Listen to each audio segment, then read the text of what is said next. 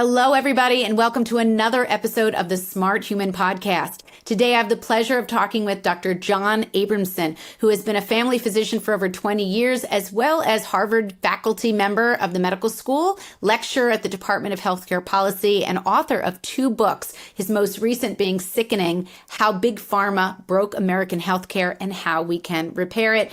Today, we are talking about the policies and practices of the U.S. FDA and pharmaceutical industry, medication successes and debacles, how peer-reviewed studies are really evaluated, and lifestyle versus pharma choices, and so much more. So stay tuned.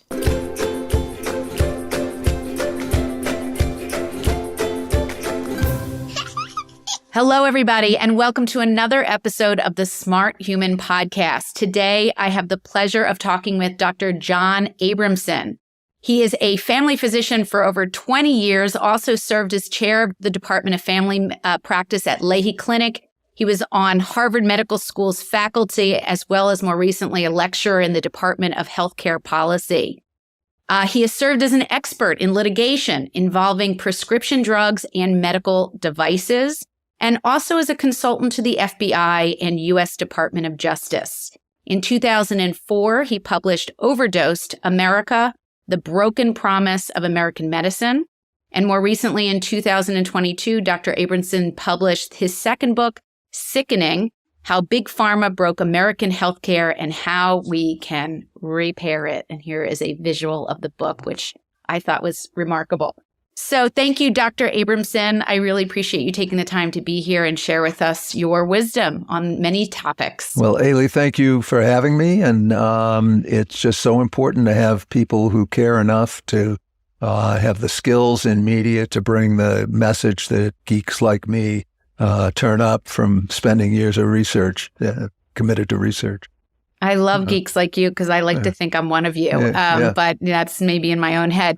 But, tell me, let's just start off by getting to know who you are as a person, because I think it really informs a lot of the work you've done. How did you kind of get to a place where you're investigating the practices and the policies of the U.S. FDA and pharmaceutical industry? It's kind of like a David and Goliath, given what I know of your background. Yeah, well, it was not a planned career change to do this. I was trained as a family doctor. And am very committed to family medicine. I think it's a wonderful way to practice medicine and relate to patients. So I was in the National Health Service Corps for 2 years. I practiced in rural West Virginia. And when I finished my residency in family medicine, I did a fellowship, a Robert Wood Johnson fellowship, 2 years. The purpose of the fellowship was to develop academic researchers who were family physicians to increase the respectability, the academic respectability of family practice. But along the way, I decided what my real calling was just to go practice medicine and take care of people. So I didn't pursue an academic career. I went into private practice, and I practiced for about 20 years in a small town about an hour north of Boston. I took care of all age patients. It was before hospice, or hospice came in during the time I was there. So I took care of my own dying patients and made house calls and was really doing the family practice thing and feeling like that was my calling and I was going to stay there forever. Until the journals started to go off the rails in the late 90s. And it was clear that the drug companies were having increasing influence on the journals, that they were controlling the research. On the medical journals that you were reading. Yes, thank you. Okay, just to give context, Yep, and even the most prestigious, or especially the most prestigious journals, the New England Journal, the JAMA, the Lancet, most of the big drug research that was published in those journals was funded by the drug companies.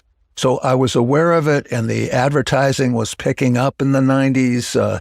The spigot kind of started to get turned on in 1987 with a little change in the rules about declaring side effects. But things started to really get cranked up in the 90s with the advertising. So I was becoming aware of this. And I was also at the time teaching a course at Harvard Medical School. I was on the faculty at Harvard Medical School, and I was teaching a course on healing and spirituality. And the idea of that was that the the deep connection between a doctor and a patient, to really try to fully be present with a patient and let the patient be fully present with me, that is a key component of healthcare that was being increasingly drowned out by all this so-called technological progress. And I was going to write a book about that. And then I got, I was aware of the hormone replacement salesmanship where we primary care docs were told that every woman without a contraindication who is going through menopause should be put on hormones, but that evidence was growing about breast cancer and the lack of overall benefit. But the thing that really changed the direction of my career was the drug Vioxx. It was an anti-inflammatory drug that was approved in 1999. Merck made it. And it's no more effective than over-the-counter anti-inflammatory drugs. There was never a claim. There was never any clinical trial data that came close to showing efficacy more than over-the-counter drugs. The claim for Vioxx was that it caused less gastrointestinal bleeding and other serious complications. So the claim that Merck was making is that you could prescribe this drug and not cause as much GI trouble, that it was a safer drug. And it didn't, and it was the most heavily marketed drug at the time. So my patients were coming in and demanding Vioxx. The problem is that when the FDA had its advisory committee meeting to evaluate a large study that Merck did to confirm that it was safer than the other anti-inflammatory drugs, the FDA required that Merck do this study to allow Merck to make the claim that the drug was safer in the label and really have the marketing just take off like a rocket ship. The problem is that study didn't show that. There was evidence that it caused 4 times more heart attacks, and the New England Journal published that study, published the article, and that it caused 4 times more heart attacks. And it seemed like something was wrong, that the FDA wasn't curtailing the marketing, that the New England Journal was selling reprints to Merck for the drug company salesmen to hand out to you. I'm sure you were exposed to that in your career. Yeah, I remember Vioxx, actually. Yeah. And the salesman coming and getting samples in your closet and giving you the New England Journal article. So what happened was the FDA called an advisory committee meeting to have people hear the data from this big study, the Vigor trial it was called, and to determine whether the FDA should allow Merck to claim that Vioxx was a safer drug on the label. The data that Merck submitted to the FDA became available to the public when the advisory committee considered it. Public Citizen had sued the FDA to make that data available. So the data were available, but it was very hard to find, impossible to find. And there was an article in JAMA that had a footnote into the FDA, into this data. I had done this Robert Wood Johnson Fellowship 20 years earlier and had just put it away and was using another part of my brain to take care of patients. But I took out my research skills and went over that data and realized that Vioxx caused more than doubled the risk of heart attacks, blood clots, and strokes compared to another over-the-counter anti-inflammatory drug. And that the way that the data had been presented in the New England Journal was dishonest. The safety measure that the FDA agreed upon with Merck was whether Vioxx caused more heart attacks, blood clots, and strokes than the other drugs. But what Merck reported was just heart attacks. And what happens when you deconstruct a composite endpoint, you get way less statistical power. So even though the New England Journal did publish that there were 4 times more heart attacks, that wasn't statistically significant, and Merck just went on marketing it. Well, the truth is that Vioxx was causing, it ended up causing 50,000 deaths of Americans. So about as many Americans died from taking Vioxx which was not a safer drug, then died in the Vietnam War. And not only was it not a safer drug, but when you analyze the data and see the FDA's reviews of that data, it's actually a far more dangerous drug than the over-the-counter drug. So you only have to treat 40 people with Vioxx instead of an over-the-counter anti-inflammatory drug in order to cause one serious adverse event. And the definition of a serious adverse event is something that is of sufficient magnitude to cause or consider hospitalization of the patient. So for every 40 patients that doctors prescribe Vioxx for instead of an over-the-counter drug, one person got seriously ill. And the only reason for taking this drug was Merck's false claims that it was safer than the other drugs. When I realized that, and nobody else was talking about this was not in the press, this was not in the medical literature, this was not in the gossip that was starting to appear on the web, I realized that I had to leave my practice and write a book about what was going on with these drugs. And then what happened, my book came out September 2004, and Vioxx was pulled a week after my book came out. And it was, I think I may have had a little tiny role in that, but a second study showed what the first study had shown with more than doubling the risk of cardiovascular complications. And the second study couldn't be buried because it was coming out that Merck had buried the first study. So I was completely a media neophyte. And got a call from the publisher and said, a limousine's going to pick you up when Vioxx got pulled. Limousine's going to pick you up in 50 minutes, and you're going to do 3 national TV shows out of Boston, and then we're going to fly you to New York, and you're going to stay in the hotel, and you're going to do the Today Show and other national shows from New York the next day. So I kind of got shot out of a cannon into the national media scene. And that was at a time when TV was actually covering issues about the pharmaceutical companies. They don't anymore because they have so much advertising, they can control those segments. That is true. But lawyers saw me on TV speaking close to English and realizing that I could handle the scientific evidence. And they started to hire me as an expert in the national litigation. So that the way that works is lawyers form up into what's called a multi-district litigation committee, and one set of experts provides all of the expert testimony for all of the cases nationally.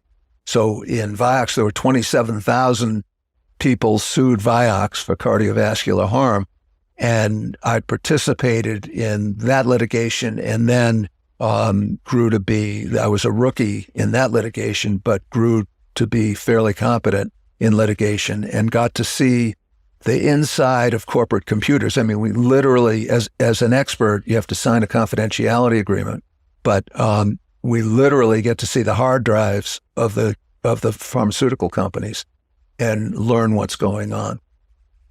Yeah, what a remarkable story. And the fact that it came from such an organic place. I mean, you didn't ask for this. You didn't look for this. You weren't looking to be on the Today Show back in med school. It just wasn't on your radar, but you felt compelled. There was something that moved you to say, I know information and how to figure out this problem. I'm going to see if I can make a difference in this area. And I think that's pretty remarkable, you know? Thank you. Yeah. Not many people follow a calling, and I think that probably was a calling. It was a powerful calling. I mean, I didn't have a choice in this. I think my life would have actually been far less stressful and maybe even more pleasant had I written that first book about doctor-patient relationships and gone on in that direction. But I felt like I was like getting drafted into a war, and I had skills that other people didn't have, and that fellowship and the ability to communicate these things. So it's what I had to do. I did what I had to do. You were speaking truth to very big power. And I think everyone wants to know, that people want to hear that story. So anyway, that's a remarkable story. I'm hearing, you talk about Vioxx. I know there was issues with another NSAID, Bextra was another really, problematic anti-inflammatory. nonsteroidal anti-inflammatory drug, or NSAID, as a lot of people know it. Yeah. Was that a similar story? And again, was it better than what was considered gold standard? We think of Aleve and Advil and Naproxen and, some of the ibuprofen and some of these very, very commonly used drugs even today. Yeah. What about even Bextra beyond Vioxx was considered to be so great? Yeah. So Bextra, Vioxx was made by Merck. Bextra was made by Pfizer. And Bextra was really a first cousin of Vioxx. They were both, they worked through a pathway. It's called selective COX-2 or cyclooxygenase 2 inhibition. And it's not important to go into what that means, but they just blocked some of the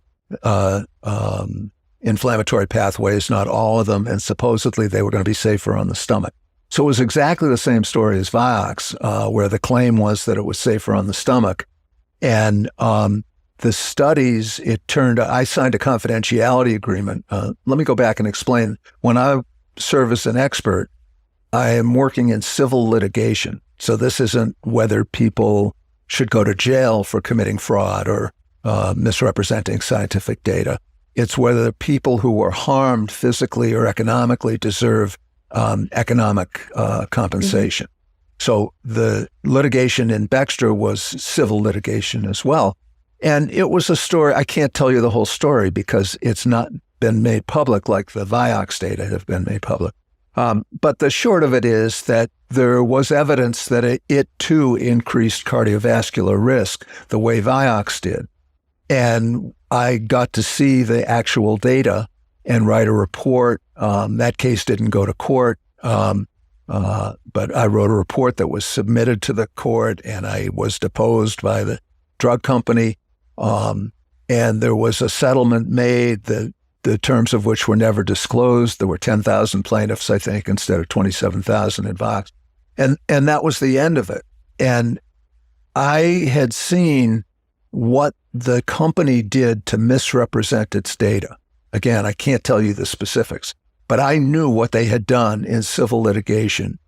And just blindly, I picked up the phone and called the Department of Justice and said, I know things about Bextra, but I can't tell them to you. And I don't know if you're interested in this or not. And they said, just so happens we are interested in it.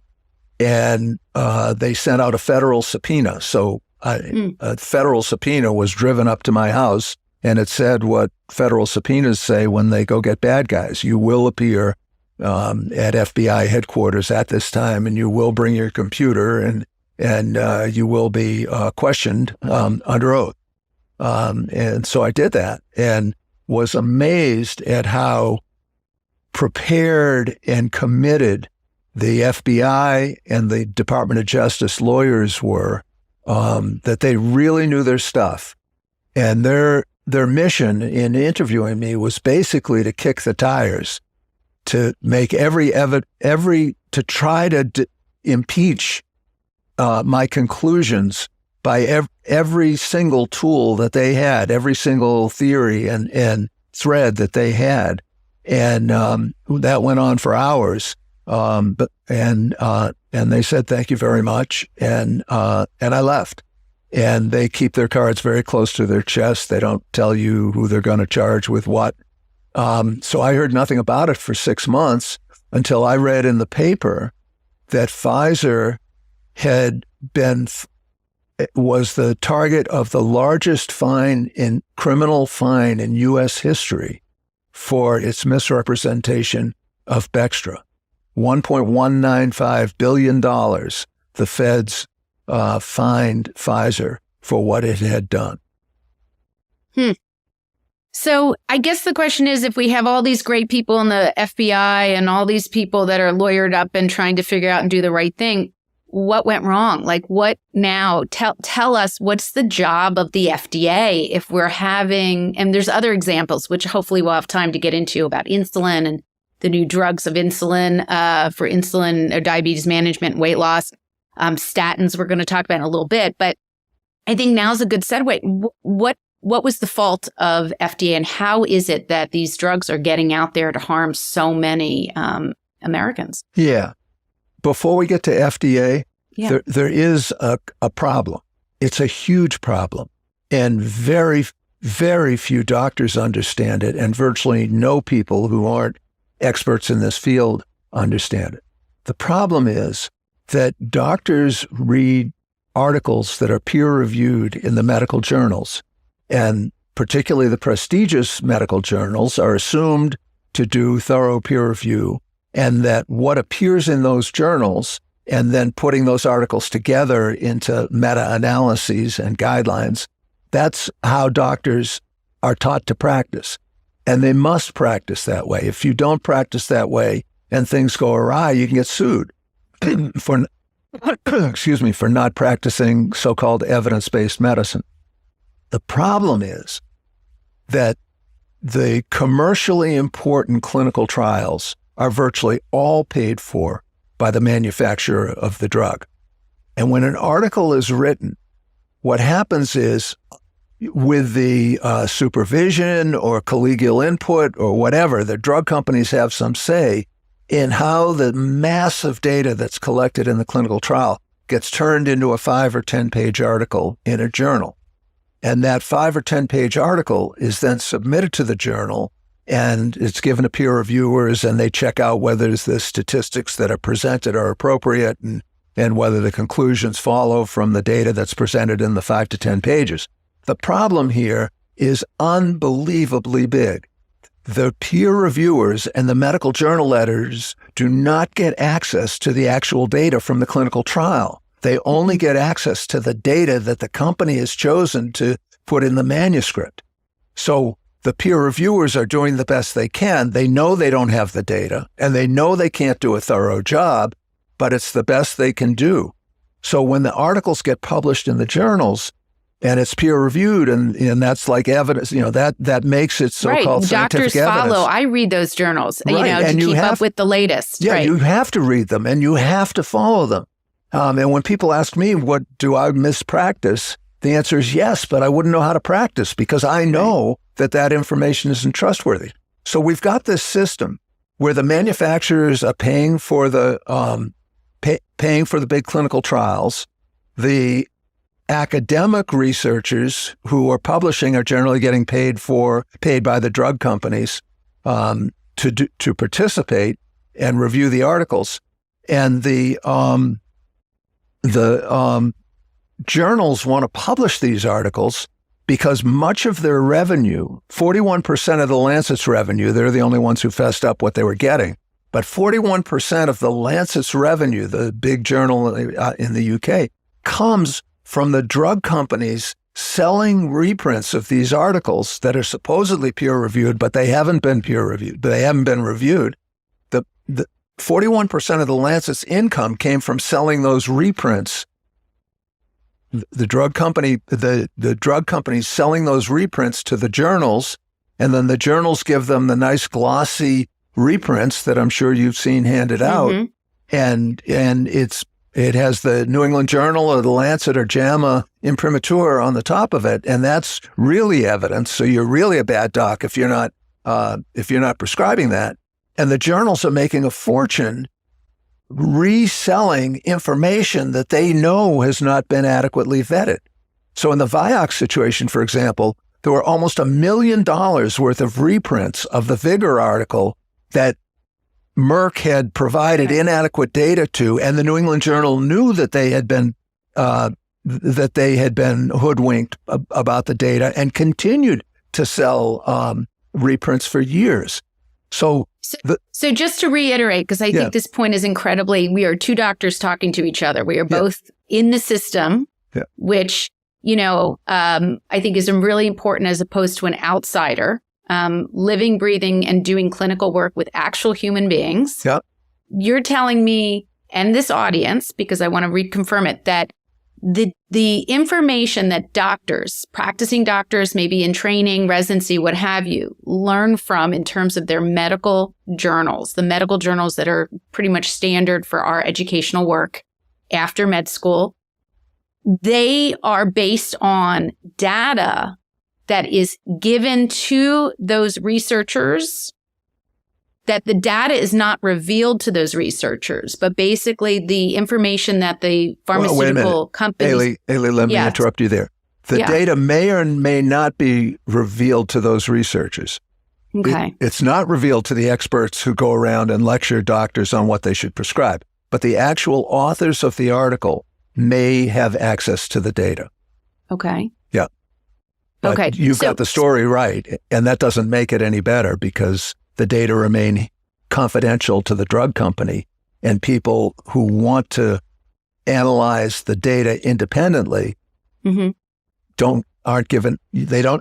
they're not given access to the data before the articles are published. Okay, so that's really a remarkable statement. And even the researchers who are involved, which probably have very, I never want to think doctors are malicious or have malintent. Right. But they too are also paid for by, in the study. I mean, we all know that when people go through trials, the doctors or their practice gets a certain amount of money per patient to participate in a trial. Right. Right. Am I wrong? No, right? That's correct. Yes. And so there's always going to be incentive. Does that mean that we stop looking at medicines and testing drugs and having research, or do we, clearly there's issues that have to be fixed to make this a cleaner, more transparent system? Correct. And I think doctors need to demand that articles that are published in peer-reviewed journals, that the data from those studies is evaluated by an independent statistician prior, this is key, prior to the article going to peer review and getting published. Because once an article is published, doctors get it in their head that this is scientific evidence, and it's very hard to change it. For example, I was in litigation about Neurontin, gabapentin, in 2010. And the end result of the trial was that the maker of Neurontin, it was Pfizer, was found guilty of fraud and racketeering. They misrepresented, and they knew they misrepresented the claim that Neurontin or gabapentin is effective for pain. Their data didn't show it. Their consultants said, quote, "You're done," when they saw the data. And Pfizer went on and continued to market it. The point of this story is just another example of the same thing like we talked about with Vioxx and Bextra. But the point of this story is that was in 2010. Pfizer perpetrated its misrepresentations earlier, between 2000 and 2004. All of that came out in the courtroom in 2010. It's all available. People can read my report online if they want to. But the point is that Pfizer had been found guilty of fraud and racketeering for perpetrating claims that it was effective for pain. And Neurontin is still between the 6th and 10th most frequently prescribed drug in the United States. So it's impossible to correct the misrepresentations that doctors digest after they read it, after they read those misrepresentations in a journal. And medical schools where the training begins, right? Those are also those students and the knowledge that is imparted by their own teachers within the medical school training programs really filters down through these medical journals, because that's what the teachers are reading as well. So, correct. And the textbooks, Harrison's textbook, which is the classic textbook that every medical student knows, a large percentage of the chapters that are written in that textbook that involve prescription drugs that are effective for the given situation, a large percentage of those chapters are written by people who are getting paid by the drug companies. So when I was in medical school way back when, I started in 1972, it was like, when a professor was taking money from a drug company, it was like, that's yucky. And then within 10 years, it turned into a sign of prestige to be taking money from a drug company. Yeah, it's really hard to believe. And the fact that we don't have, so now circling back to the FDA's role in all of this mess, because we see how starting from the beginning, if the knowledge is corrupt on any level for a variety of reasons, it filters down into the cementing in the brains of healthcare practitioners. Correct. Yeah, nicely and it's stated. very hard to uncement that positioning. Correct. Which is interesting in terms of integrative medicine and functional medicine, some of these other fields that are sort of evolving out of the frustration, which is a deeper conversation. Yes, yeah. But the idea of, if that's one area, then you also have the guardrails or the somehow the oversight of the FDA that's failing as well, correct? Well, yes, in terms of what we expect that the FDA is doing for us and what we think would be reasonable for the FDA to be doing for us, but they're not doing it for us. And they're frank about it. They do not correct misrepresentations in the journals, and they do not make the data that they have available to the public. So Public Citizen sued them to release the data that they show to the advisory committee meetings, but they won't oversee the integrity of the knowledge that goes from the clinical research into the doctor's brains. They're not in charge of that. And in fact, I was at a faculty ethics seminar at Harvard Medical School, and a high-ranking official in the FDA, Janet Woodruff, came and spoke to this small group. It was like 10 docs were at the group. And I asked her, I said, with due respect, I need to ask you this question. Celebrex, which is a cousin of Vioxx, the article that claimed that Celebrex was safer than other drugs was published in JAMA.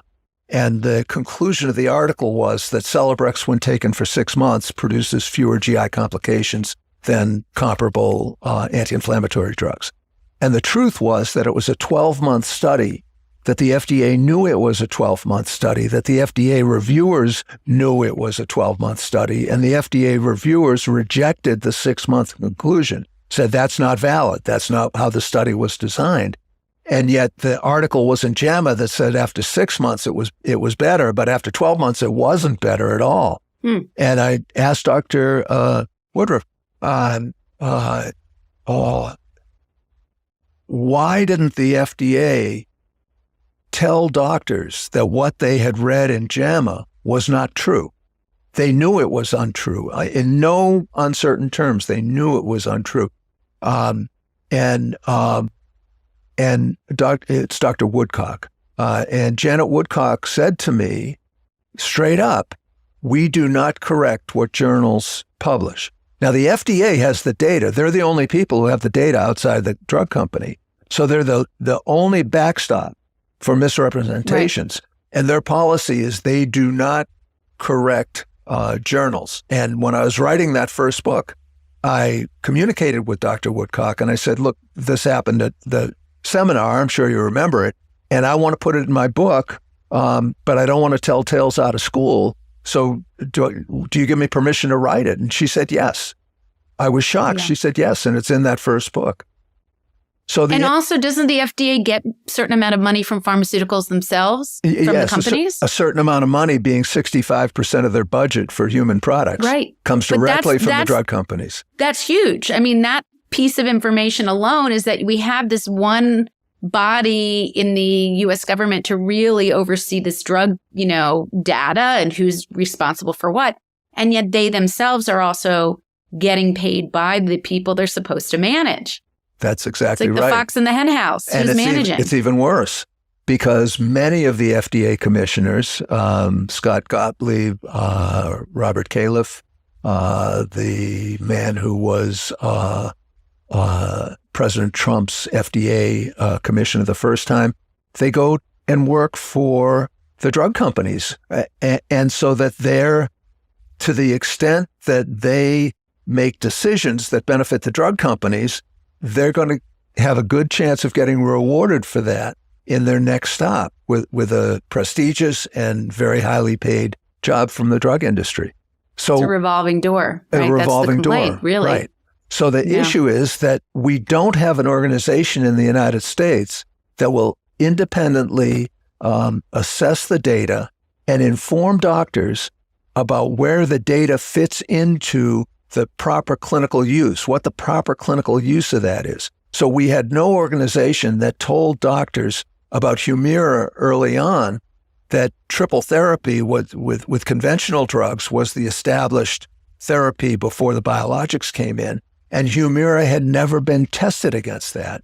And because the company that was making Humira knew that they wouldn't get busted for not testing against triple therapy, they didn't have to do that study, and they didn't have to expose themselves to the risk to what later became by far the largest selling drug in history. Right. And these are very common medications used in rheumatology and in autoimmune, Crohn's and ulcerative colitis and all those things. And yet, now I recall maybe one of the similar mechanisms of Humira being tested against triple therapy, which would have been at that time considered gold standard. Sulfasalazine, hydroxychloroquine, methotrexate are the three, in case there are people that are listening and recognize those drugs. But again, they themselves were not required to be held to that standard to compare their drug, because they are a little dissimilar, even though they may be same mechanism of action. Yes. Many of these TNF inhibitors and stuff could be, could have different effects compared or different outcomes, right? Correct. And then to go on with the Humira story, which really helps to understand how the United States health system has gone so far off the rails. Humira, I forget what the price was originally, but it wasn't an outrageous price. And they got the hang of, they became the most heavily advertised drug for many years in a row. And they got the hang of investing in marketing, and their price could come up right behind their marketing. So as they dominated the airwaves with their marketing, their price went up from some reasonable single-digit number of thousands of dollars initially up to $72,000. So, and it was the same drug, and they had already done the research. So there's no justification for going from a handful of thousands of dollars to $72,000. But that's what happened, and Americans are paying for it, and the insurance is paying for it, and Medicare is paying for it. Yeah, greed has always been tied with the free markets of America. So, Right. we just have to see where there's, altruism is somewhere in this, but it's Well, I think you need guardrails. I think it's, Yeah. I don't think it's fair to expect the drug companies to behave in a socially conscious way, social justice way. Their job is to maximize their profits. And Right. we forget that because we listen to so many ads all day long that we think their job is to develop technology that makes us healthier, and they're serving us. Their job is to make money, and they won't stop maximizing their profit at the public's expense without guardrails that force them to. And to show how crazy this system is, the best way to compare to evaluate the health of a population is through a statistic called healthy life expectancy. So how many years the average citizen can expect to live in good health. And data just recently came out, was updated from the World Health Organization. Between 2000 and 2021, the healthy life expectancy of Americans, despite us spending more than $1 trillion extra for most of those years compared to the other countries, the healthy life expectancy of Americans went down by 1.4 years between 2000 and 2021.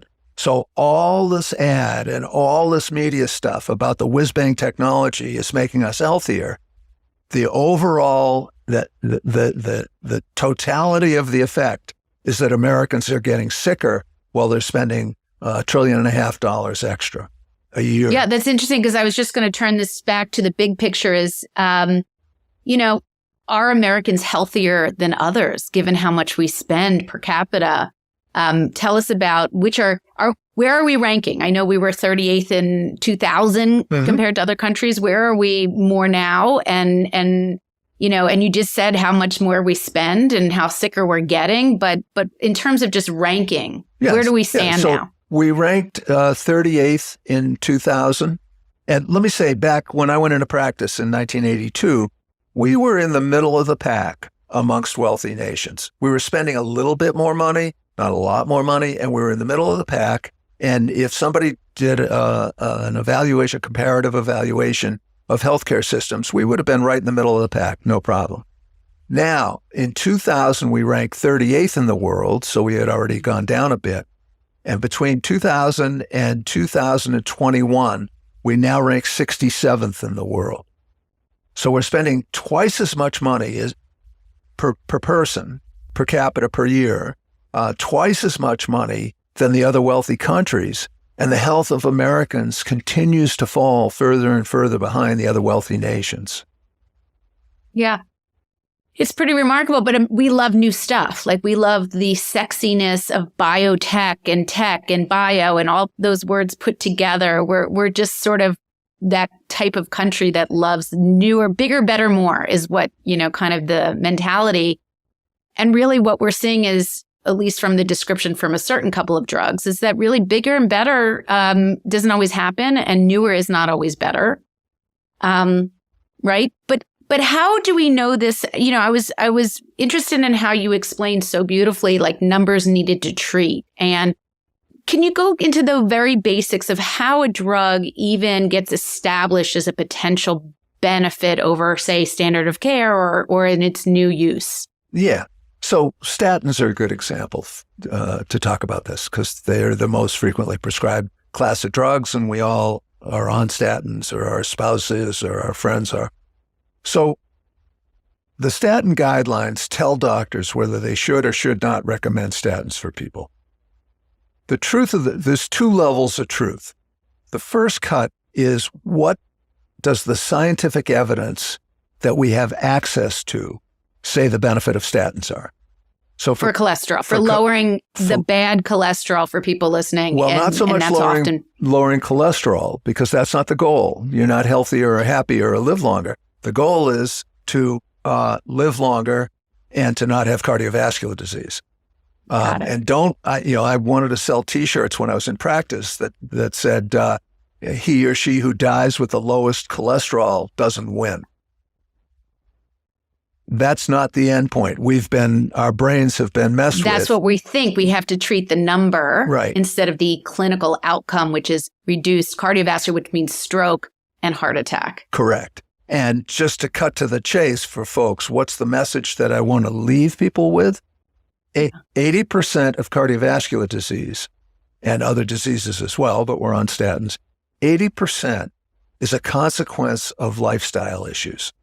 Some of those issues people have control over. Some are economically determined and lifestyle modification is limited and it's economic, but 80% has to do with how we live our lives. And about 20% has to do with medical care. So when you go into your doctor's office and you're thinking, doc, what's my cholesterol? That's the wrong question. The drug companies have gotten into your head. The question to ask your doctor is, doctor, how can I reduce my risk of premature death and cardiovascular disease? That's the question. And 80% of the answer is through lifestyle modification. 20% of the answer is through medical care. Now, let's look at that. And what do you consider, while we're on that, tell me, as a family doc with many, many years on your belt, what are the top lifestyle modifications that have been shown to be beneficial? Yeah, it's pretty simple. Don't smoke. Don't drink in excess. Practice safe sex. And then most important, exercise routinely, 5 times a week, at least a half hour, moderate to high level of exercise. That's critical. And eat a healthy diet. And that's critical.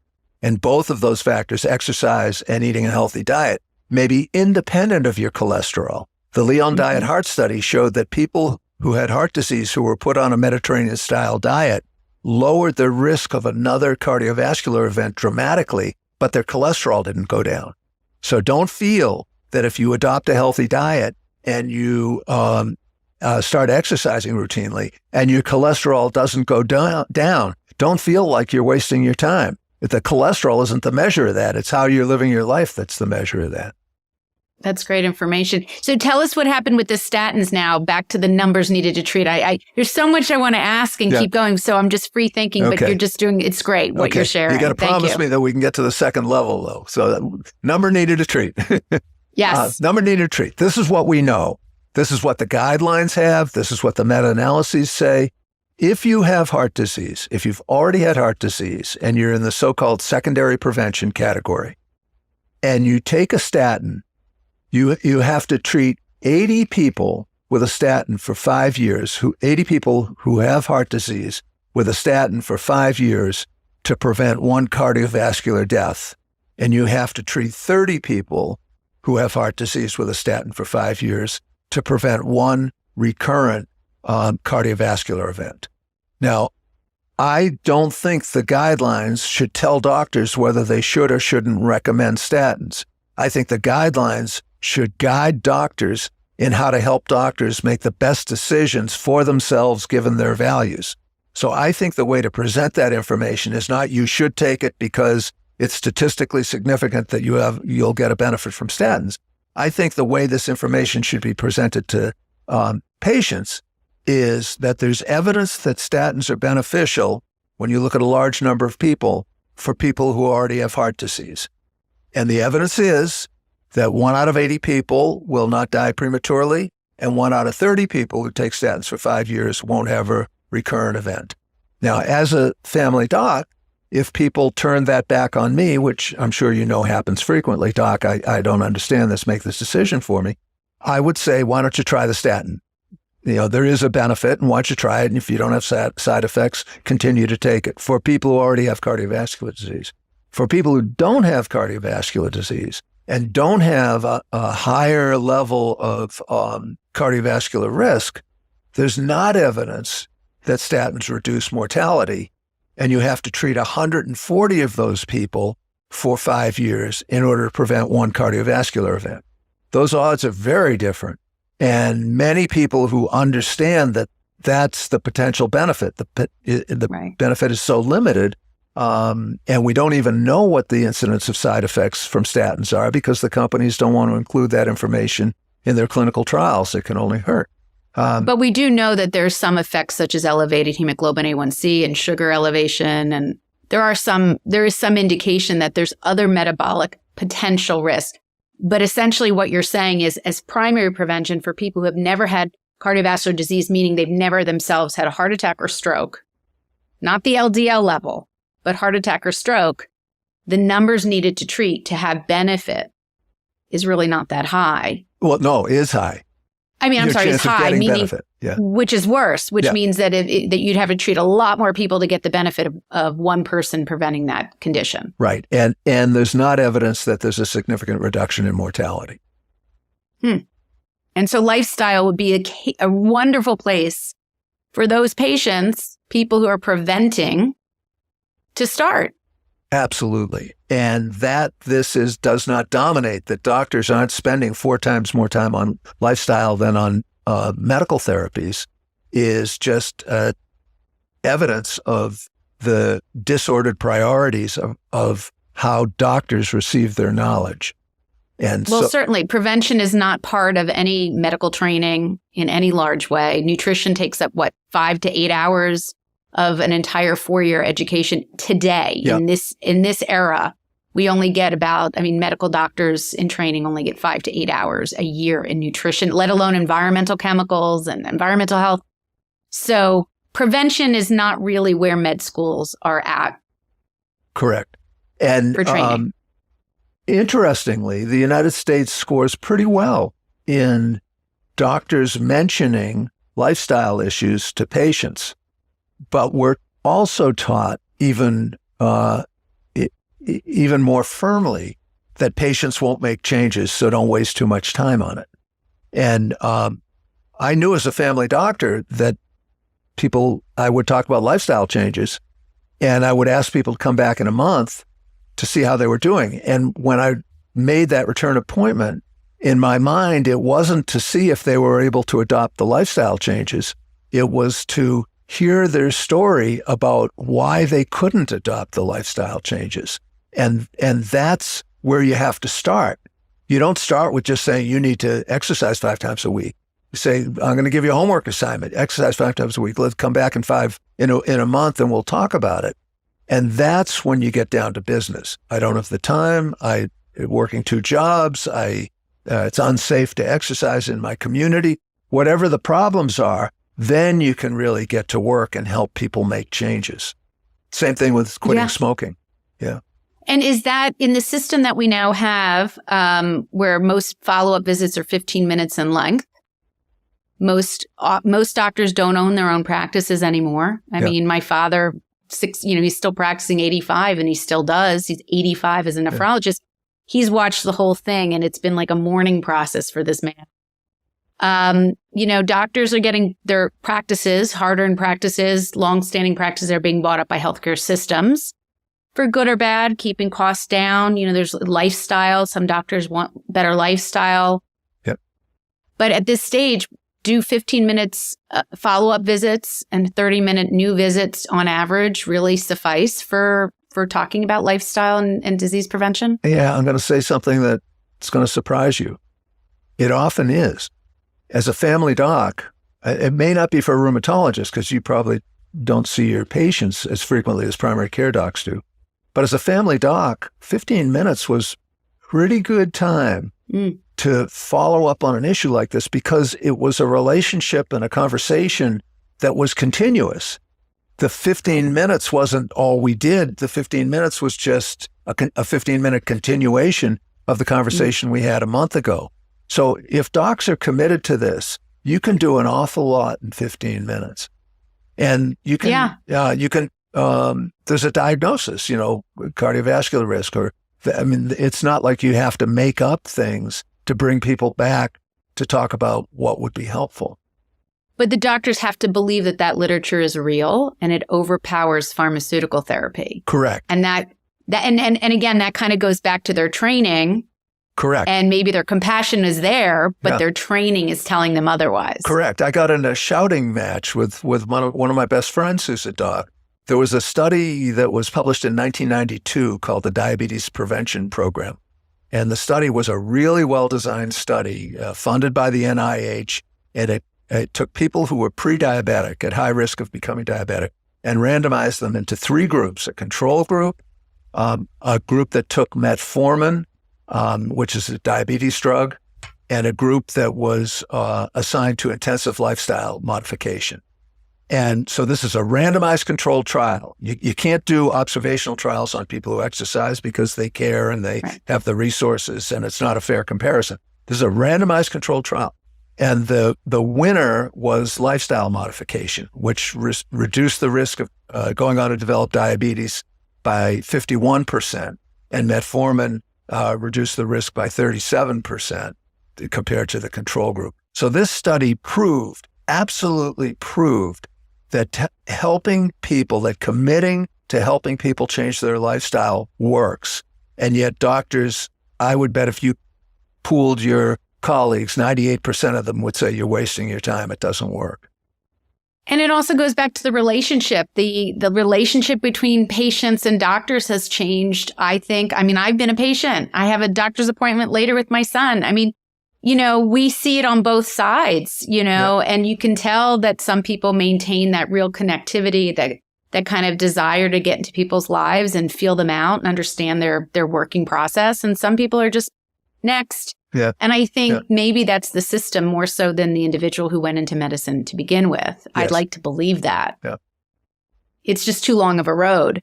This is really, really quite interesting. Let's talk about, I like to talk about polypharmacy. I like to talk about some of the numbers and how, like you mentioned in, your first book, overdose. Let's talk about how many people are actually on pharmaceutical prescription drugs and how that changes as they get older. I mean, there's just some really interesting statistics and side effects. What brings people to the ER every year? Those numbers are remarkable. Yes. And the key problem here is that we have a system where you as a rheumatologist will add a drug, and then somebody will go to a cardiologist and they'll add a drug, and somebody will go to a dermatologist and they'll add a drug, and they'll get some counseling and they'll get a mental health drug. And it gets added on. And the primary care doc, who should be captain of the ship, doesn't feel comfortable discontinuing medicines that have been prescribed by more specialized doctors. And that's how we get to this polypharmacy. In Canada, I have a lot of colleagues in Canada that I've gotten to know and get a sense of the difference between their practice and our practice in the United States, a common part of the annual wellness review in Canada is called deprescribing. Deprescribing. So part of the doc's job is to figure out which of those drugs can be pruned off. And we don't have anything. Did you ever hear the word deprescribing before? Well, my husband's in this work, but besides him, no, actually. Yeah. It's not common and no one hears about it. And the primary care docs are in a bind because somebody goes to a psychiatrist and they're prescribed an antidepressant because whatever, their child's having difficulty in school or something. And there's no evidence at all that it works, but you can't stop that drug. And furthermore, withdrawal from antidepressants is a serious issue that needs to be followed closely by the physician. So deprescribing is not part of our culture, and yet it should be.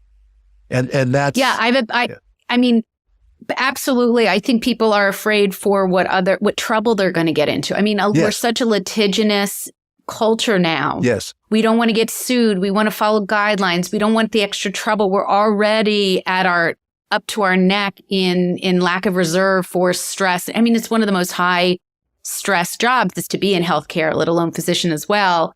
I had a patient who, I love my gout patients because there's so much logic to gout. I love logical things. And what was so interesting is that no one had stopped this patient's allopurinol in 30 years, even though they had lost 30 pounds, they were eating clean, they were this. I mean, that's just one example of a drug when you take it away won't harm you as a rebound often in any life-threatening way. But the fluidity of our lives and our behaviors can often change whether a drug is needed. And yet we have to keep on telling patients to ask, why are you on a drug?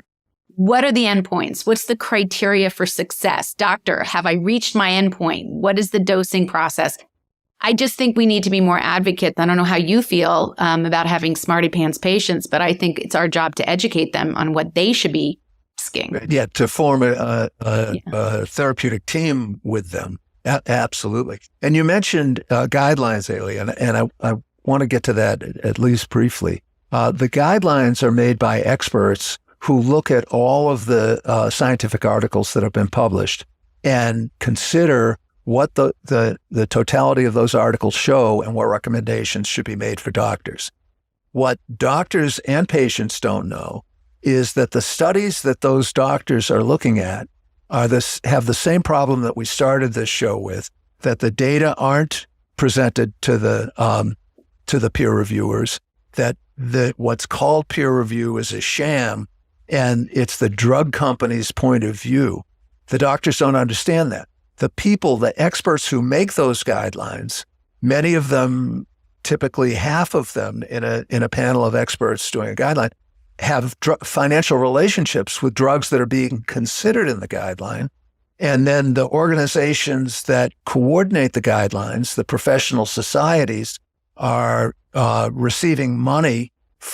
They're so-called nonprofit, but they're receiving money from the drug companies to carry on their mission. So they're tainted by that. So this whole system is oriented towards pushing more drugs out and making more profit for the pharmaceutical industry. And the process of guidelines, which do have legal standing, makes no sense whatsoever. Like blood pressure, that's a classic example, right? When you lower the standard blood pressure within a certain age group, you're pulling in an enormous number of pharmaceutical drugs in order to manage what's now would be considered a new upper limit of normal of a blood pressure. If or sugars, you could say that about hemoglobin A1C and what we have cutoffs for prediabetes, normal, and frank diabetes. So I just find it interesting how in the backstory of that everyone's being influenced in some way, it seems. Not that we shouldn't have the drugs or the guidelines or the doctors or the clinicians. I don't want to ever say that that's terrible, but am I wrong? We just have to be more judicious about what we do for our bodies. No, you're absolutely right. And this is not old news. Right now, as we speak, it was found that the way that the patients weigh our risk of developing cardiovascular disease over the next 10 years, or 5 years or 10 years, the way that's calculated overestimates the number of people who should be on statins. It doubles the number of people who should be on statins based on current epidemiological data. And that's not doubted.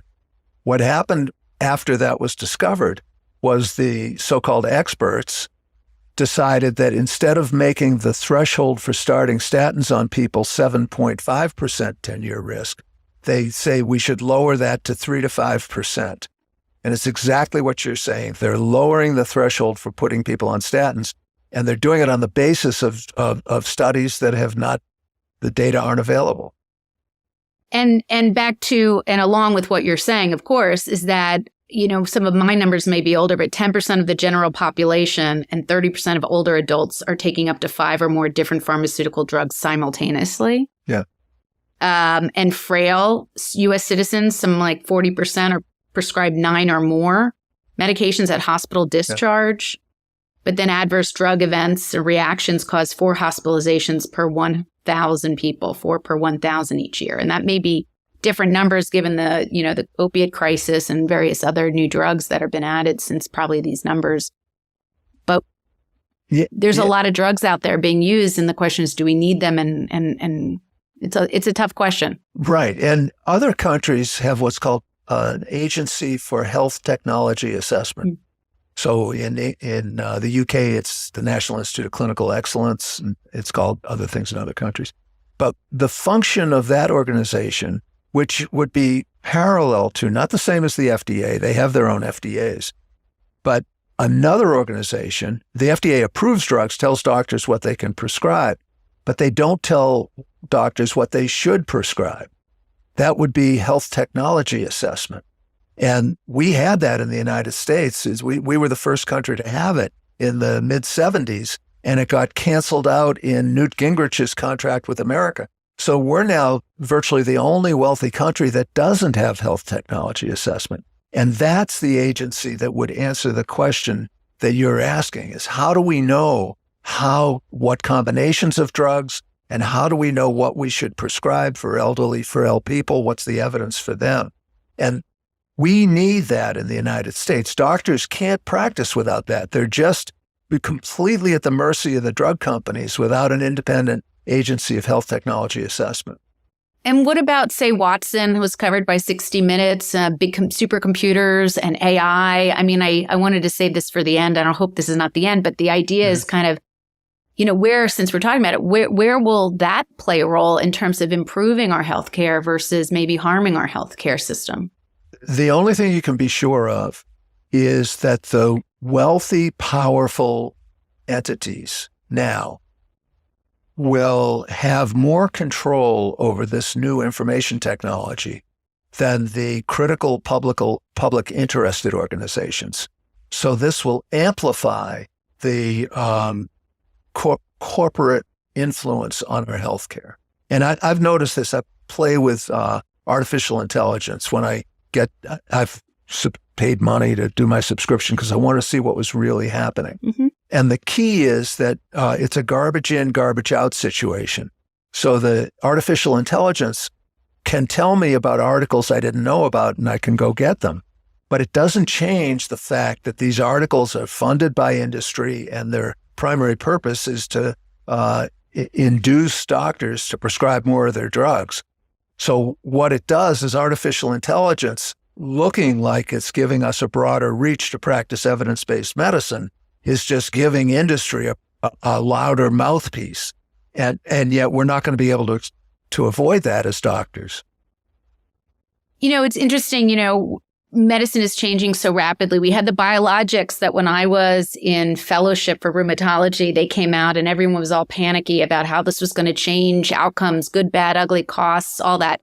And we've settled in over 20 years on pretty, routine use of many of the excellent drugs in rheumatology. I think you and I would both agree that there are remarkable innovations in medicine and biotech, that pacemakers that I talked to with your friend and mine, Gene Lenzer. And, there's lots of innovation that has really moved the mark in terms of human health. We're really talking more about, I would say, a lot of the drugs that are either replacing what could be considered gold standards, but also we have now like CAR T-cell, cancer therapies, things that are really also put in place for diseases that rapidly deteriorate our health. ALS, I just saw a great documentary about ALS moving towards some of the changes in creating better drugs for those folks because they die so quickly. Okay. Pancreatic cancer as well.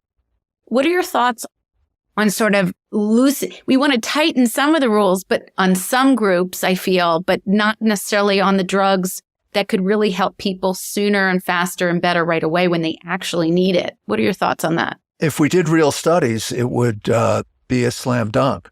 The problem is that innovation is seen as a public benefit in and of itself.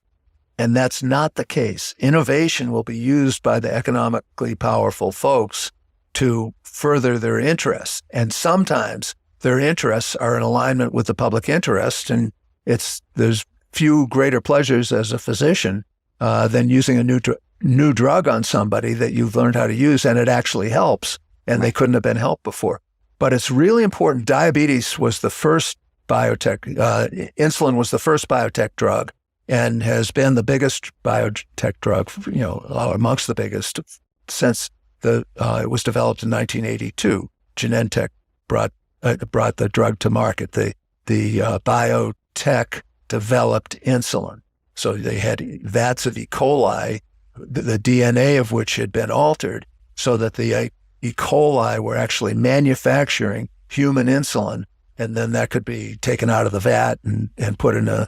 From where it was by using just bovine or cow pancreas insulin and pig porcine, I believe. Yes. What you mean by the changeover in biotech was that now we could create it in a lab through bacteria and not need the animals to be destroyed or use their organs for whatever contamination. Well, the animals were destroyed anyway, but I guess risk from infection. I mean, what was the push on that? The impurities and the initial marketing push was that the pure insulin that was made artificially by E. coli was less immunologically reactive than the animal insulins, so people didn't become insulin resistant as much. Mm-hmm.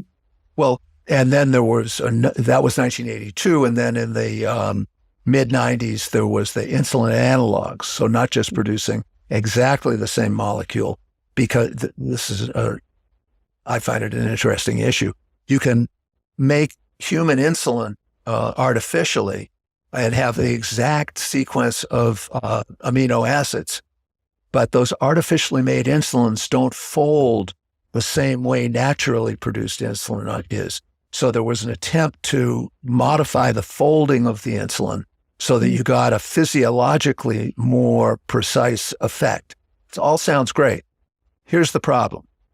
When the Cochrane Review did a review of the initial generation of biotech insulins, they found there was absolutely no evidence of benefit of the biotech-produced insulins over the animal insulins. And the animal insulins were costing $3 or $5 a vial. At that time, the biotech insulins were expensive at $21 a vial, when they're now $300 a vial. But there was never, the Cochrane Review never found evidence that the biotech-produced insulin was better than the animal insulin. And then when the insulin analogs came in, they did not find benefit of the insulin analogs over the first generation of biotech drugs. So you have drugs that were available for $3 to $5 that suddenly cost $300 per vial, with the claim that there was purity and that there was greater physiologic precision in using these drugs, but without the evidence. So what we've got to remember when we bring in this technology, which is amazing technology, I mean, it's just mind-bogglingly beautiful technology to clone the DNA and put it in the E. coli DNA and so forth. When we do that, we've got to have evidence that it may be really fancy, but is it better for people? And without the Health Technology Assessment Agency that we were just talking about, we don't have anybody who stands back to counter the marketing claims that, of course, biotech insulin is better because it's pure and it's less immunologic.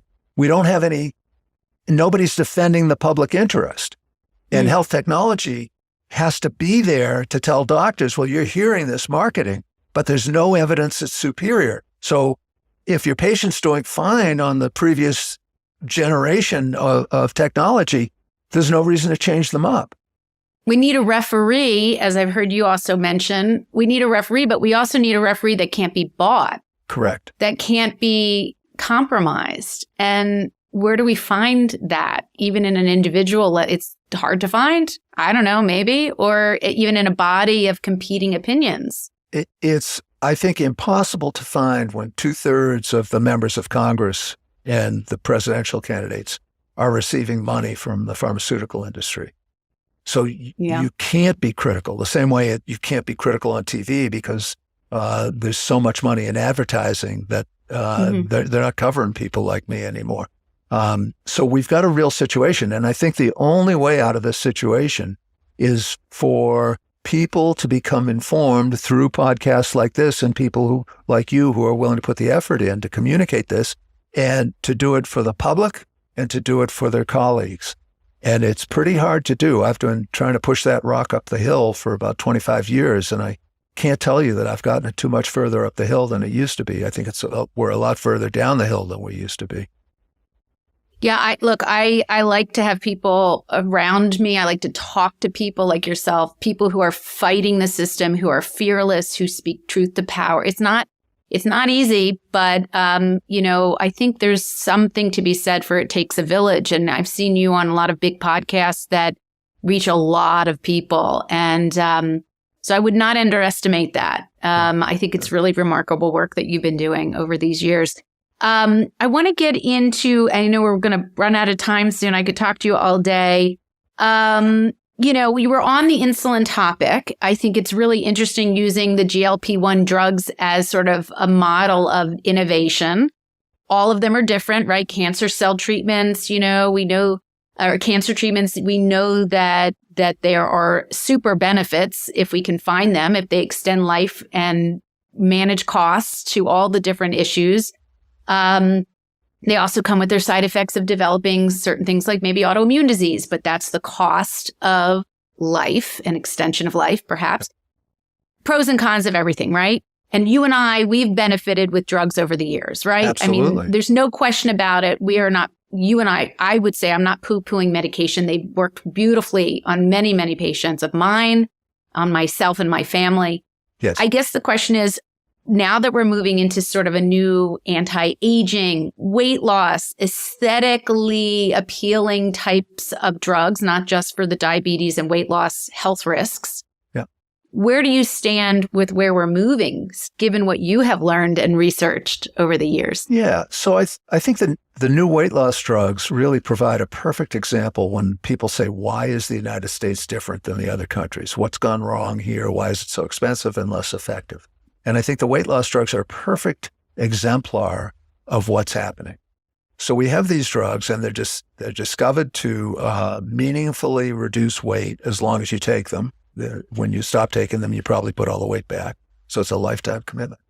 So we have these drugs and we know that fast food and poor dietary habits are playing a significant role in overweight in the United States and fast food marketing and so forth. What's happening in the United States that's different in the other countries is Ozempic, for example, costs 10 times more in the United States than it does in other wealthy countries. $1,000, $1,100 per month versus $100 on average for the other wealthy countries. So what you have is a complete distortion of not just the knowledge about those drugs, but about our knowledge, so-called knowledge, what we think is knowledge about how to help our obese patients and about how to help our obese communities.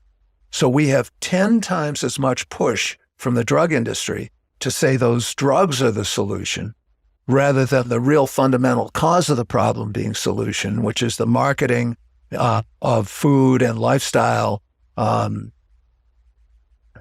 a disciplined, healthy lifestyle. And that marketing force does not become a social marketing force to help people live a healthy and happier life, probably.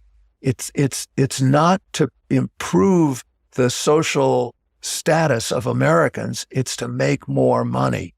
And in the U.S., the guardrails are off in terms of how much money can be charged by the drug companies and other profiteers who profit by driving our healthcare considerations into profitable directions rather than into healthy directions. I think the key concept here is that the market for healthcare and healthcare products works like all other markets in the United States, and it's determined by the financial consequences of what's being bought and sold. But we think intuitively that the healthcare market ought to be determined by social values about what the consequences of these things are on people's health and happiness. But they're not, and there's this movement, which I fear is going to get much stronger in the near future. Let the markets settle it, because the markets know how to do this. But markets know how to make money. They don't know how to make health. And we've got to be aware of that. I think that was beautifully said. I mean, the idea is that, look, a lot of people, and by the way, there are the vast majority, obviously food quality, ultra processed foods, high fructose corn syrup, environmental chemicals that contribute to obesity. We know all of this in our unregulated chemical world as well.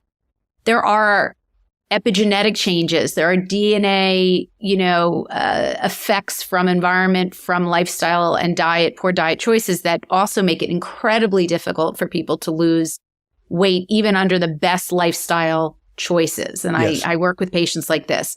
And for those people, I have actually really seen great benefit in terms of their losing medications on board because blood pressure has gotten better. Their cholesterol panels have improved, if that's what you're looking for. But really, overall, even autoimmune and immune disorders, I have to say, observationally, in a very small practice, it's an interesting thing to see where that might go because fat cells are inflammatory, and we know that's part of the whole picture of immune and autoimmune diseases.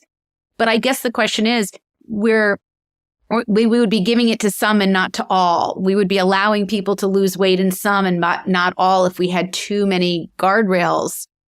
And so where's the democracy of aesthetics or the democracy? You know what I mean? There's something about the U.S. market that feels that everyone deserves to have a right to be 6 pounds lighter and to fit into their clothes and, not really, I guess I'm circling not really a question. Jump in if you feel that there's something you want to say. Because you're raising the key point here is that I'm highly critical of the way the drug industry seeks money and hides data and so forth. There are good drugs, and my life has been saved by a good procedure. We can't throw out all of healthcare. That's why it's a problem. We can't just say, no, these two doctors sound like they know what they're talking about, and I'm just not going to the doctor because this is crazy. That's not the message. The message is how painfully difficult it is for us, you as a practicing physician, me as a kind of full-time student of pharmaceutical company behavior. It's painful because there are good drugs in there. And how we can get to the good drugs and stop the marketing of the just expensive, unnecessary drugs, that's the challenge. And again, I want to go back to this idea is I don't think it can be done without an independent health technology assessment agency. And I don't think we're going to get an independent health technology assessment agency until the drug company isn't buying most of the politicians. So it takes me to our here and now. I mean, we just had a changeover of administration on our way to another Trump presidency. And he's, really nominated a bunch of really eye-opening candidates for a variety of positions, one of which is Robert Kennedy Jr. for U.S. Health Secretary. Mehmet Oz nominated to manage Medicare. Now, mind you, these are nominations. We don't know when this podcast is released, how this will settle down or settle out. But I guess my big question is, do you think that we're now going to have this sort of disruption in a place where we think we can have disruption in a good way? Or do you think, that's too optimistic given some of the histories of some of the folks that are being nominated? I don't know. I mean, I'm just curious what your thoughts are given what you know. Yeah, that's a good question. I think Robert Kennedy is a very interesting case because much of what he says is a valid critique of turning health or bad health into money. And some of it I don't agree with. And I think that he tends to draw conclusions prematurely without doing the kind of thorough reading of the literature and critique of the literature that you and I would do. So it's a mixed bag. But that said, and I would help him to the extent that he thinks data should be transparent. Well, right. And I would be thrilled if you helped him. Yeah, to the extent that we talked about making data transparent and designing studies appropriately and getting the money out of guidelines and talking about a health technology agency, I'm all in for anybody, Republican, Democrat, anybody. Some of the more extreme ideas about vaccinations and unproven scientific findings, I'm not in on. But I'll be surprised if the RFK nomination survives in a way that gives him the power to clip the wings of the profiteering healthcare industries. I'll be very surprised. Like big, the argument, and I'm all on board with a cleaner food system. I mean, I think it's really hard to not argue that would be beneficial because so much of our chronic health conditions are related to food quality. Yeah. Environmental chemicals in our food, in our drinking water. There's no doubt that I think that it resonates with both Democrats, Republicans, male, female, all of the above. I guess the question really comes to mind is how do you, like you said, able to do that without clipping the wings of the biggest contributors to campaigns, which is big agriculture. Yeah. And big pharma. I mean, there's big agriculture is making us fat and big pharma is selling us drugs to make us less fat. And it's a perfect relationship. The only answer to this is you got to make democracy work. And these issues are complex. And the so-called common sense is largely controlled by industry. And I think it's people like you who are willing to put the time and effort in. And I know this is not a simple calling on your part, but we've got people like you have got to use these new methods of communicating to get these messages out that we've got to get the money out of politics and we've got to get the politicians away from the drug industry. So which brings me to a good, reasonable question to start to end with is really what are the 1 or 2 or even 3 changes you would make right now, specifically as you can formulate them? To help our healthcare system, which hopefully trickles down into human health and social determinants of health, What would you kind of consider would be top of your list? Not all, but top. Okay. Top of the list would be that the data need to be liberated so that when an article is going to be published in a journal as peer reviewed, there has to be independent statistical analysis of all the data. Not just some of the data, all the data by a statistician who certifies that the claims that are made in the article are justified by the data and are complete and that they haven't left out important details. That's number 1. Number 2 is going up the hierarchy of scientific evidence. For the guidelines, you've got to have studies that have been truly peer reviewed. And the experts in the guidelines have to not be receiving money from the drug companies. And the organizations, be they the American College of Rheumatology or the American Diabetes Association, American Heart Association, whatever the convening organization is that's coordinating the guideline, has to have no drug money. No drug money. So that's number 1. Number 2, we need, I've said it several times, but we need a health technology assessment agency so doctors can see quickly what choices should be made in their patient's interest you can't do all the research that I do. You can't possibly, a practicing doctor can't possibly be up to date on all this stuff, but we can have an agency that does it for us that's trustworthy, that we can go to quickly. And when you see a new patient with psoriatic arthritis, you can just look up psoriatic arthritis and see what the real evidence shows about where you should start your therapy and how you step it up when you need to. And it certainly should include the newest, latest drugs. But only where they're appropriate. So we need health technology assessment, right, so docs don't have to spend 24/7 trying to figure out what's going on. We need to control drug prices, because not just as a matter of wasting money, we're spending, our prescription drugs cost more than 4 times more than in the other wealthy countries. That's a problem in and of itself.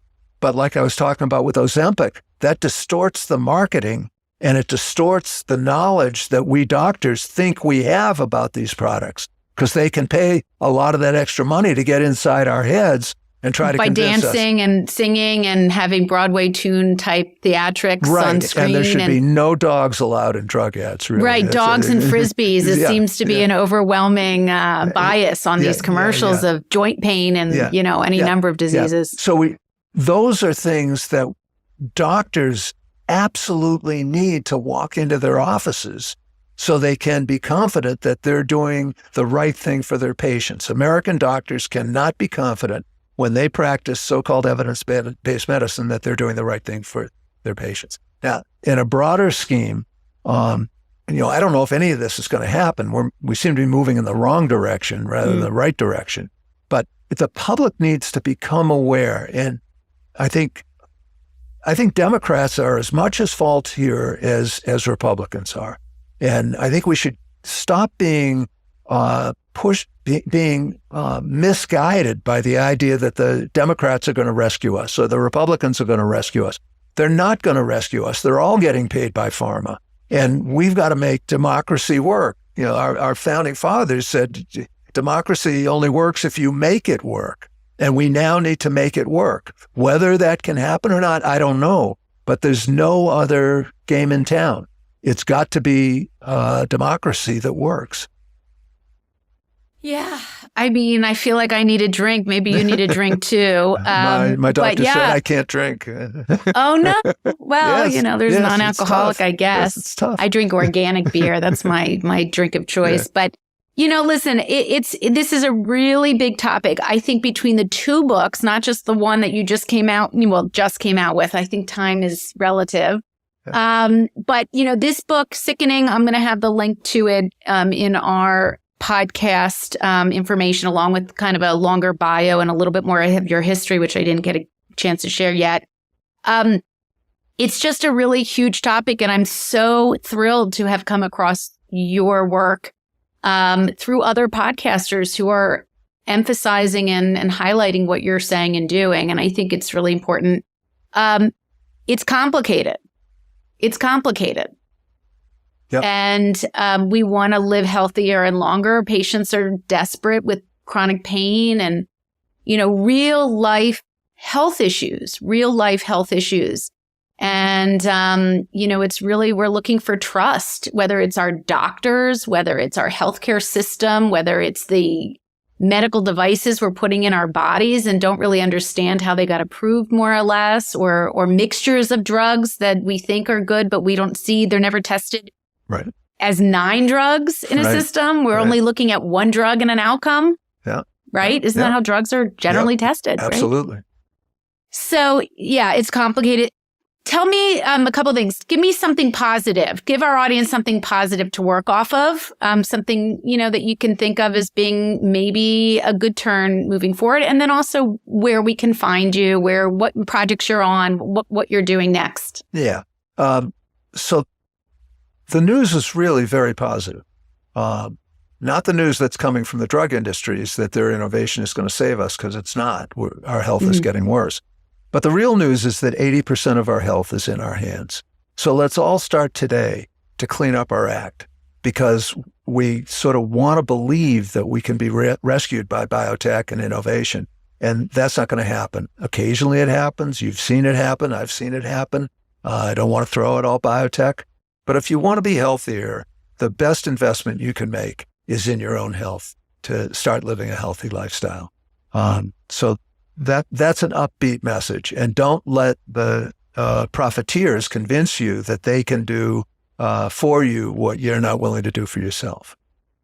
Yeah, I think that's brilliant. And again, that's why a lot of people went into integrative medicine and functional medicine training, is to understand the science behind clean food, clean drinking water, choosing chemicals or products for your home and for your skin, for movement, ancient therapies like acupuncture, Tai Chi, all of the things that anthropologically you could arguably say kept us healthy for millions of years, and sort of we made a turn.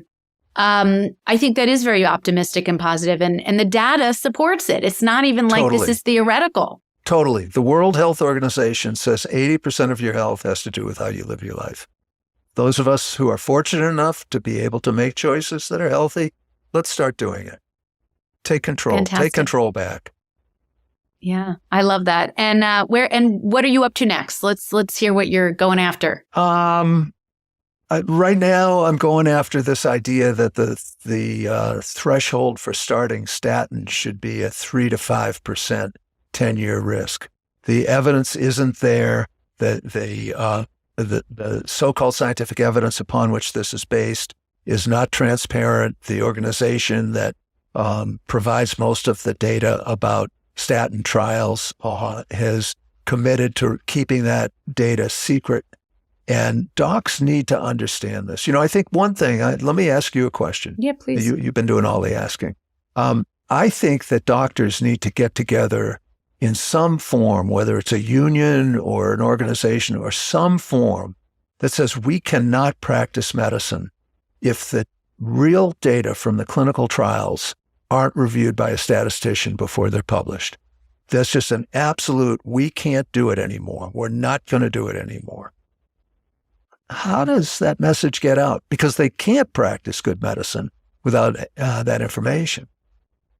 I think one of the things that's so interesting, because I'm part of a group, a Facebook group that has somewhere of 90,000 physician moms. And don't ask me how this thing blew up, but it is huge. And there's so many varied opinions. I mean, I can't even tell you how many different types of doctors within medicine have such differing perspectives and framework of medicine. That's why there's all these off groups. And I think to myself, the first thing, I would love that to be something that, because it's so powerful. They've done a lot of good things as a group. But I also think to myself, they have to believe that the system is already wrong in some areas. And I think that's the littlest hurdle, but the biggest hurdle, because they have to believe that what they were trained to believe is not necessarily perfect and shiny. Right. A bitter and that's pill. the crack. Yeah. That's the crack that they have to feel. Absolutely. And sometimes it's personal. Maybe it's their own experience in medicine that changes the way they see the Western or the pharmaceutical industry or what have you. Yeah. So how do you create as valid dialogue in that group? I don't know about social media. I don't do it. I'm a generation beyond it. How do you create in that group the concern that says, look, you think you're practicing evidence-based medicine, but you're not. You're practicing based on what the drug company wants you to think is true. And you can't be a good doctor without that. You want to be a good doctor, but you can't be a good doctor without the real data having been independently analyzed. Yeah. No, I think a lot of us could wrap our heads around that, but maybe never were posed the question, Well, if I can help, let me know. Yeah, no, my wheels are turning because I feel very empowered by this conversation and others who fight the fight. And it's important because if you can't create a community that can at least dialogue on these type of topics, I think we're really heading in the wrong direction. So maybe there'll be an opportunity. Yeah, that's exactly right. And the hurdle is to dialogue on these things. You've got to know enough about it to defend yourself from having ideas that go against the grain of common wisdom. And that's a hard job. It's hard in the doctor's lounge to present, to present these ideas. You're going to 20 out of 20 doctors are going to say, wait a minute, you're crazy. You've turned into one of those people. I don't trust you anymore. Right. And then there's ego. There's all sorts of layered on components of, hierarchy in medicine and sort of training history and all that. But I think this is a really great place to start. I'm going to be thinking about how we, to move the needle forward. And I can't thank you enough for spending the time that you have spent with me and our audience, for sharing your sage wisdom and it's been a pleasure. Well, it's been my pleasure. And thank you for the opportunity to share these ideas.